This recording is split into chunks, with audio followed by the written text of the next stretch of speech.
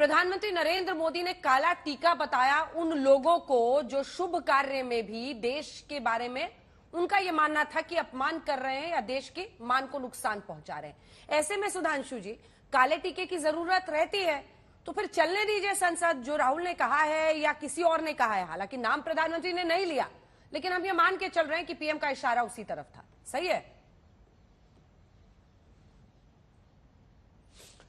देखिए, आप प्रधानमंत्री जी के प्रति, भारतीय जनता पार्टी के प्रति, भारत सरकार के प्रति जो भी काली जुबान चलानी हो चलाइए, हमें उस बात से कोई गुरेज नहीं है। लोकतंत्र है, आपको जो बोलने का अधिकार है। आप देखिए पिछले 8 वर्षों से क्या क्या नहीं बोला है। अब शब्दों की भरमार कर दी है।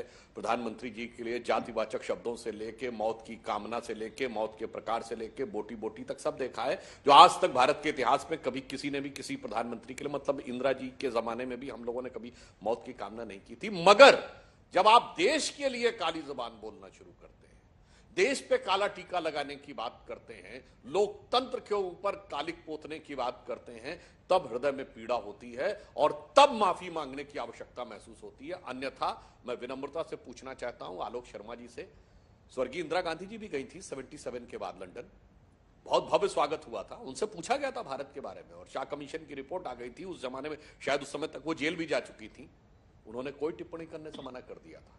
I don't want to talk anything negative about India here। मगर क्या हो गया 2 पीढ़ी के बाद इतने जलवाए जलाल से? अभी देखिए, सारे दर्शक देखेंगे कि आलोक शर्मा जी किस दृढ़ता के साथ, किस आक्रामकता के साथ और किस उग्रता के साथ अभी बोलेंगे टीवी चैनल के ऊपर। तमाम कांग्रेस के प्रवक्ता बोलते हैं और मौके पर ही भारतीय जनता पार्टी को नहीं, जरूरत पड़ने पर एंकर्स को भी हड़काने लगते हैं, मगर उसके बाद कहते हैं साहब लोकतंत्र खतरे में है, आवाज में बोलने नहीं दी जा रही है।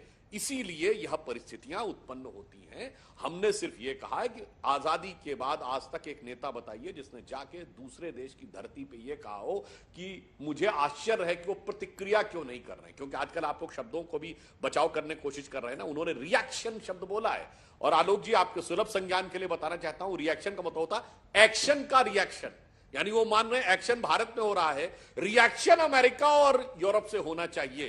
तो आज स्पष्ट कर दीजिए, अगर माफी से को आप अवॉइड करना चाहते हैं, कि रिएक्शन का मतलब क्या था? मतलब भारत का घेराव था कि भारत पे आर्थिक प्रतिबंध लगाना था, भारत की घेराबंदी करनी थी, या कुछ और था?